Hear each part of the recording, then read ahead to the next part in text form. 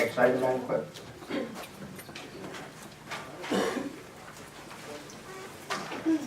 Excuse me, ordinance amending chapter 30, solid waste, article 4, recycling, this, first reading and consideration on this, Councilwoman Wagner.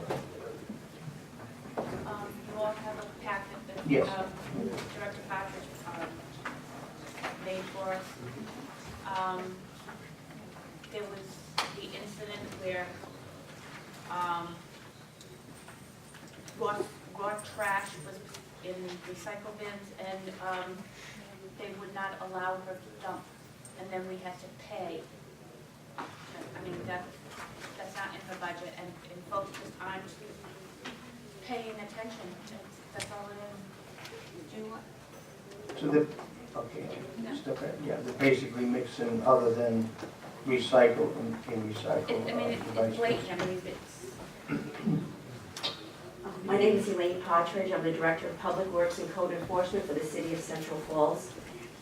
Since resource recovery has gone to single stream recycling, they're getting very strict on contaminated loads of recycling, because what happens is non-recyclable materials are getting stuck in their machines, putting their workers in harm's way, as well as damaging their machines. So for the first time ever, on April 1st, the city had a load of recyclables rejected. We were fined $250, and we had to pay for the entire truckload of recyclables, which normally would be free.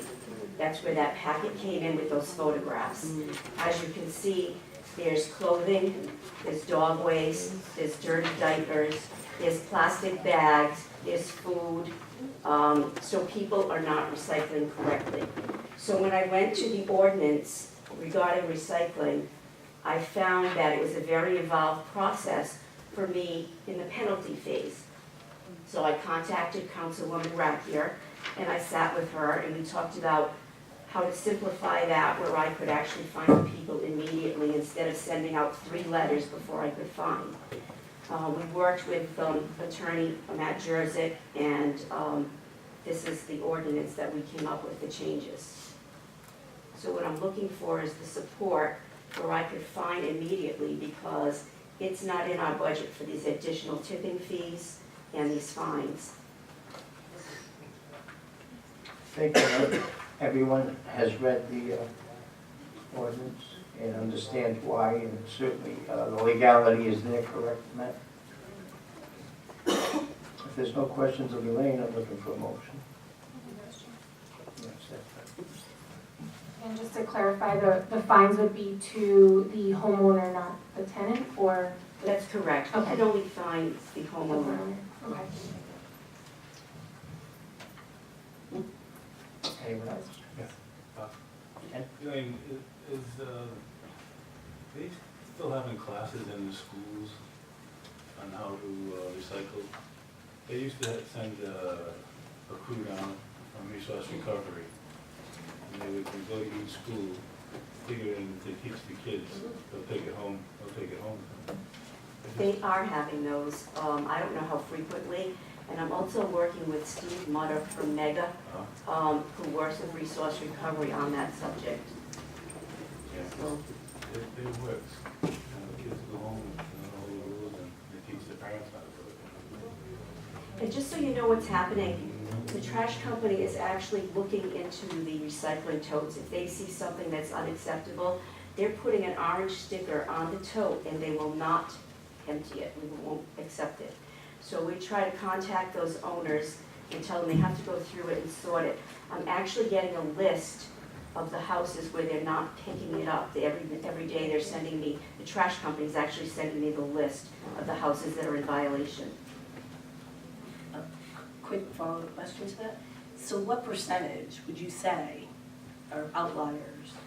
It depends on the routes. Some routes are better than others. So the 20%? center of this, yes, maybe 20%. Average 20%? It is, considering recycling's been around since the 90s. But I think it can, not to say that it's because of, but the barrels now, because it's a different shape. So when you had a tote, it was obvious that that was not for trash. Where now you have a lidded bucket, kind of easy to pitch trash in there, mix it with your recycling. I don't know, make up room. Hey, you have two colors, you have two colors. Yeah, well, I agree, but I'm just saying, Yeah. when it's a little tote, you're not gonna throw your trash bag in it versus it's a lidded trash can. Yeah, they're not the only community having this problem. Not at all. I know when Socket had 4 or 5 truckloads rejected, West Warwick had it, Tuckett had a few. And when we first started noticing that, I was concerned, so I spoke with Mega. And they said that our chances were less than other communities because they had the side dumper. We have the rear dumper where there's actually a human still involved. So we're more apt to catch violations rather than those other communities. Anyone else? Looking for a motion? Have a motion by, A motion what is to your motion? approve Sorry. first passage. Correct. Okay. We have a second by Councilman Vogel to approve first passage. Any further discussion? Hearing none, seeing none, roll call vote. Councilman Fair? Yes. Councilwoman Fonseca? Yes. Councilwoman Gonzalez? Yes. Councilwoman Rapir? Yes. Councilwoman Steiner Siegel? Yes. Councilman Boucher? Yes. Motion passes 6-0. Thank you. Okay, without objection, currently we have people here for their licenses. There's only a couple. Without objection, I'd like to move the licenses up. I would need a motion. Oh,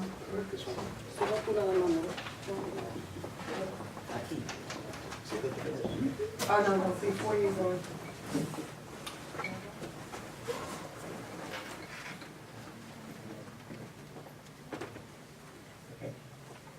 Whose request for the licenses? That is. Okay. They're here, the license No, people? it's just for the process, in order to go into the first, you have to.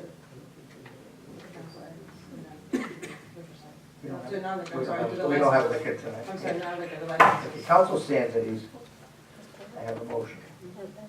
So you want to do the licenses. They're here, is that correct?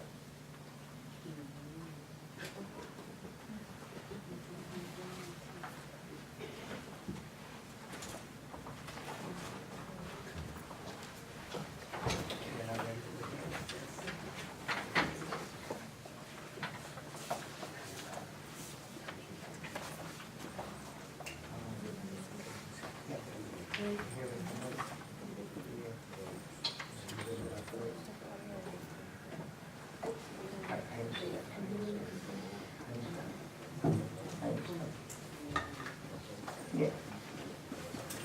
Okay, what we're gonna do, we're gonna start the meeting as the Board of Licenses. City Council acting as the Board of Licenses.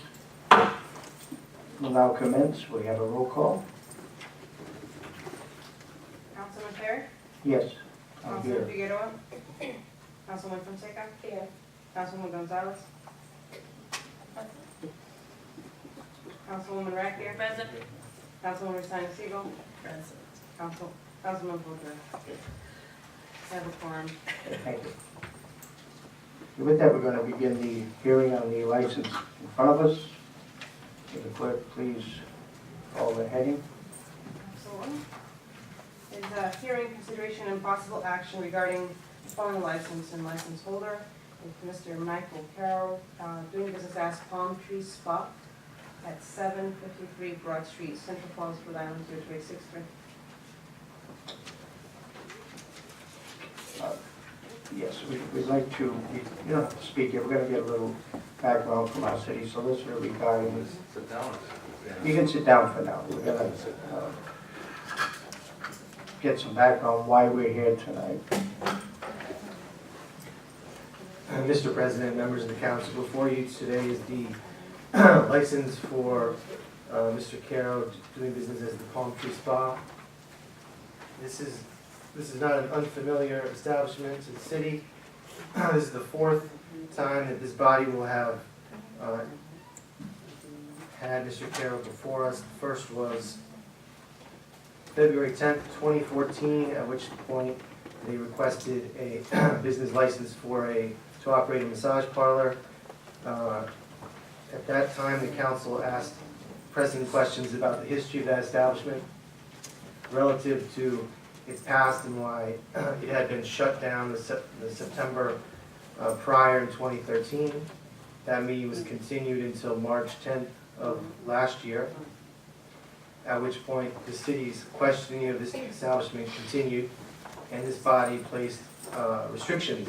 You all probably remember that, restrictions on the hours. 10 a.m. to 8 p.m. weekdays, Saturday 10 to 6, no Sunday hours. The third time this council considered this establishment was December 8th, just 5 months ago. Mr. Caro petitioned for extended hours. Ultimately, that petition was denied unanimously. In the interim, this council questioned Mr. Caro on his advertising on Backpage.com and the reviews on Spa Hunters, and that evidence was put into record. And then before you tonight, Mr. Caro is back based on a summons issued to him on April 16th.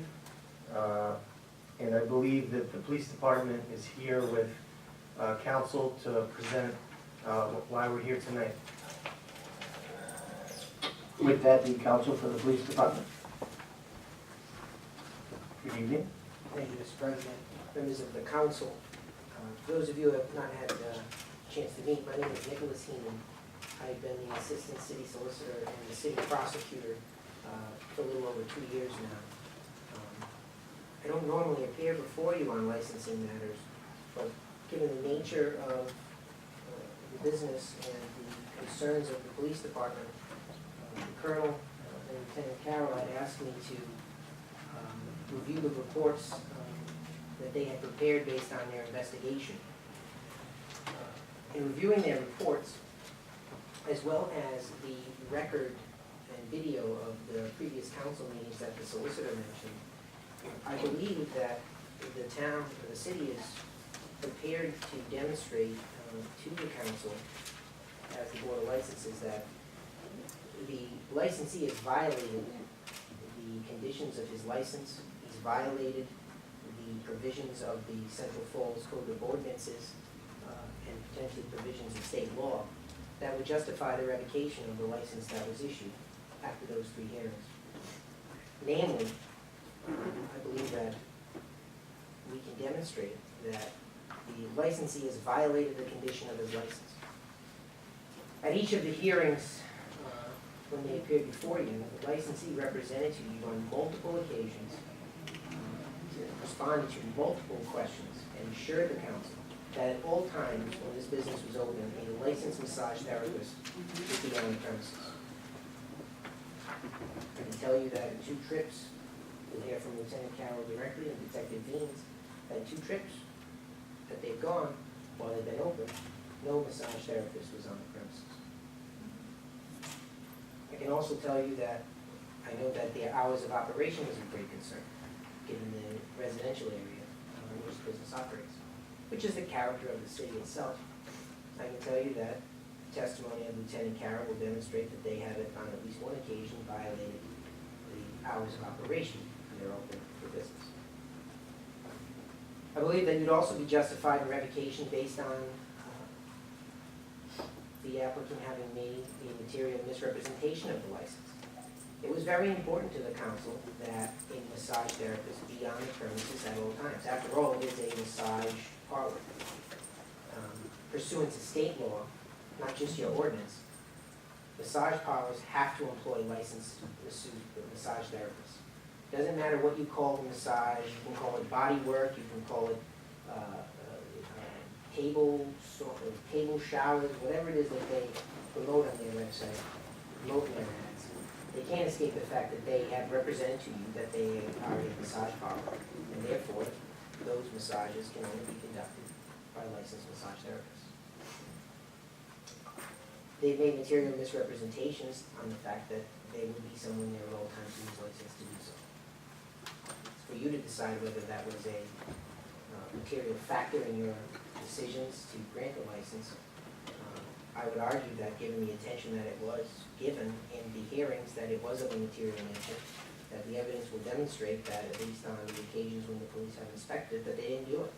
And they breached that condition, they made that material misrepresentation, and even if it wasn't a condition of the license, it would still be enough to revoke the license. Also, I know you're aware of the advertisements that have been found on the adult entertainment section of Backpage and other instances that were put on the record at the third and final hearing when they came for their hours. At that time, the applicant, the licensee, stated that those girls don't work here. Those aren't the kind of people that we have working for us. That's not the kind of massage that goes on here. We just do it to lure them in. Well, as you're aware, this council passed a reform of the ordinances dealing with massage parlors like this.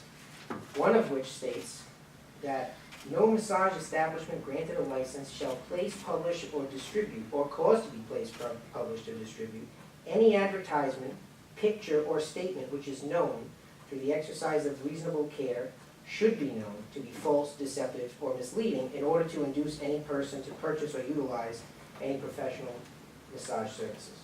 So by their own words, they've done just that.